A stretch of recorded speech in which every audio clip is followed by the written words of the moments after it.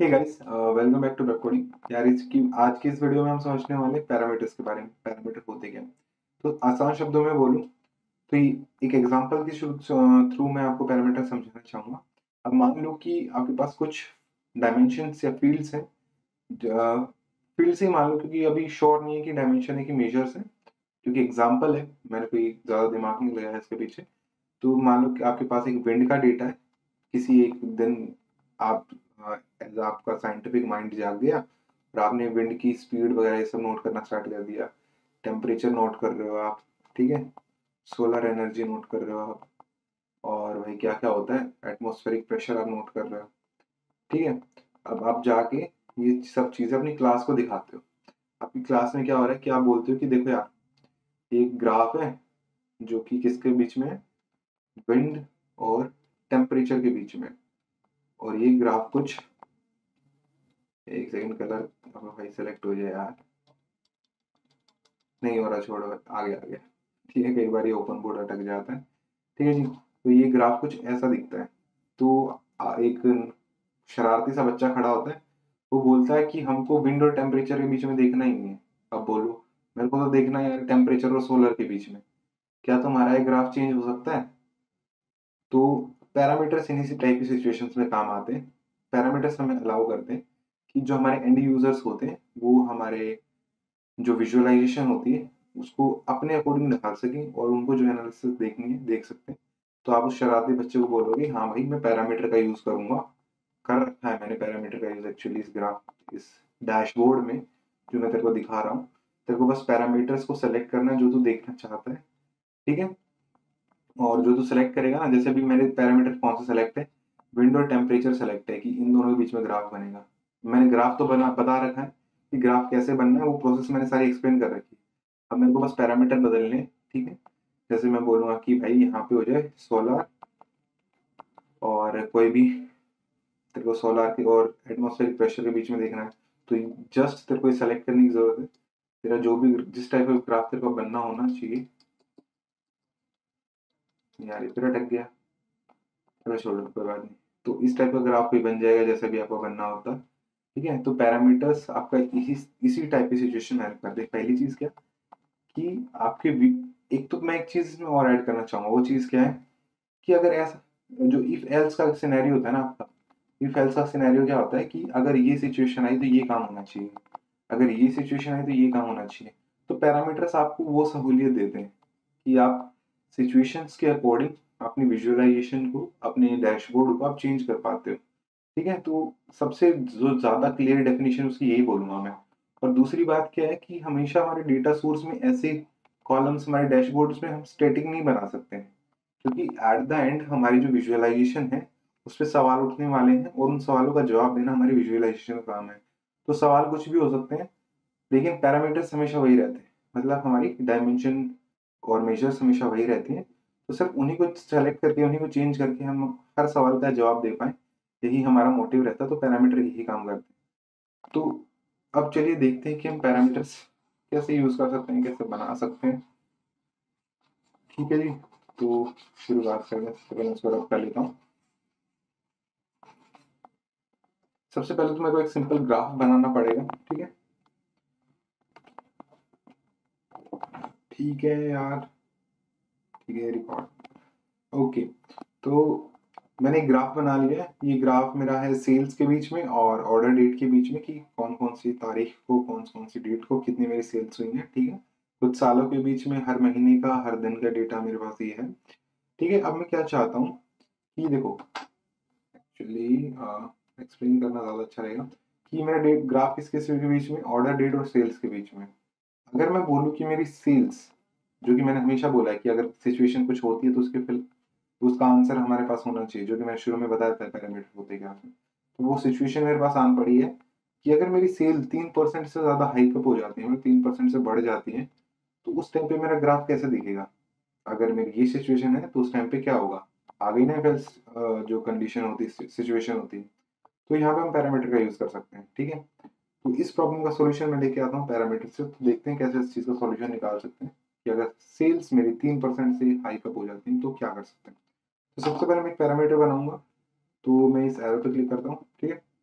वैसे 2-4 तरीके होते हैं, उनमें से एक है, एक एनालिसिस पे जाओगे आप, और अभी के लिए यहीं से कर लेते हैं, ठीक है। तो यहाँ पैरामीटर क्रिएट होना चाहिए, क्रिएट पैरामीटर पर क्लिक करता हूँ मैं, और इसका नाम दे देता हूँ इफ सेल्स, ठीक है। और इसको इंटीजर अभी जो कर रहा हूँ ना उस पर बस यकीन करो कि मैं कर रहा हूँ, ठीक है। उसका मतलब आपको वीडियो खत्म होते होते समझ में आ जाएगा। डेटा टाइप में इंटीजर ले रहा हूँ, ठीक है। करंट वैल्यू में ले रहा हूँ 0, और ठीक है जी, यहाँ से मैं रेंज सेलेक्ट करूंगा, ठीक है। रेंज में सेलेक्ट कर लेता हूँ, बाकी मैं कोई चीज़ नहीं छेड़ रहा हूँ, ठीक है। रेंज सेलेक्ट कर रहा हूँ, मिनिमम भी चाहता हूँ, मैक्सिमम भी चाहता हूँ, स्टेप साइज भी चाहता हूँ। मिनिमम में 0 ही रखना चाहता हूँ, मैक्सिमम में 100 ही रखना चाहता हूँ, लेकिन स्टेप साइज 2 रखना चाह रहा हूँ इसका मैं, ठीक है। ओके पे क्लिक करता हूँ, ओके। तो पैरामीटर्स में देख सकते हो ईड सेल्स आ गया, शायद मैंने स्पेलिंग मिस्टेक कर दी थी, तो ठीक कर लेते हैं एडिट में जाके। हाँ, मैंने स्पेलिंग गलती कर दी है यहाँ पे, इफ सेल्स आएगा, ओके पे क्लिक कर देता हूँ मैं, ठीक है। ओके, तो पैरामीटर देखो मैंने सेल्स बना भी लिए, और मैं शो पैरामीटर पे क्लिक करूंगा तो मेरे को पैरामीटर लेजेंड दिखेगा। और जब मेरे पास एक स्लाइडर होता है यहाँ पे, ठीक है, एक सेकंड इसको नीचे कर देता हूँ मैं, जो व्हाइट बोर्ड वाला आ रहा है। अब यहाँ पे आप इस स्लाइडर को यहाँ से वैल्यू आप स्लाइड करके कुछ भी रख सकते हो। ये जो मैंने रेंज सेट की थी ना, 0 से लेके कहाँ तक की, 100 तक की सेट की थी ये रही, ठीक है जी। और अब जो स्टेप साइज था उसका मतलब भी मैं समझा देता हूँ। जैसे ये एरोज है मेरे पास, अगर मैं लेफ्ट वाले एरो पे क्लिक करूँगा तो 2 से वैल्यू बढ़ती है और 2 से वैल्यू घटती है, जो मैंने स्टेप साइज सेट किया था।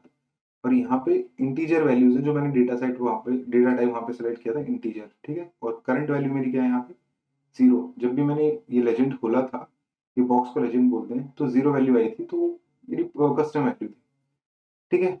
और यहाँ से अगर स्लाइडर नहीं चाहिए तो आप टाइपिंग भी कर सकते हैं कि आप वैल्यू टाइप करके यहाँ पे डाल सकते हैं। मेरे को स्लाइडर ज़्यादा पसंद आता है, तो मैं स्लाइडर ही रखता हूँ यहाँ पे, ठीक है। लेकिन आप कुछ भी कर रहे हो यहाँ पे ग्राफ पे फर्क नहीं पड़ रहा है, तो ग्राफ पे फर्क डालने के लिए मैं फील्ड कैलकुलेटेड फील्ड क्रिएट करूंगा, और ठीक है, कैलकुलेटेड फील्ड क्रिएट करूंगा और उसमें इस पैरामीटर को लिंक करने की कोशिश करूंगा।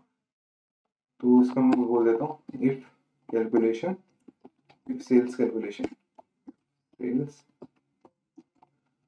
कैलकुलेशन, ठीक है। यहाँ पे मैं फॉर्मूला लिखूंगा अपना, तो यहाँ पे फॉर्मूला लिख लेता हूँ मैं। फॉर्मूला रहेगा मेरा, सेल्स को मैं मल्टीप्लाई करूंगा इसके साथ, यहाँ पे +1 कर लेता हूँ, और इसके अंदर,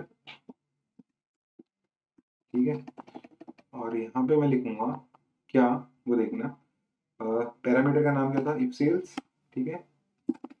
इफ सेल्स था भाई, एक नहीं था। इफ सेल्स को मैं डिवाइड करना चाहता हूँ किससे, 100 से, ठीक है। ये मेरा फॉर्मूला रहेगा, अप्लाई करता हूँ, ओके करता हूँ।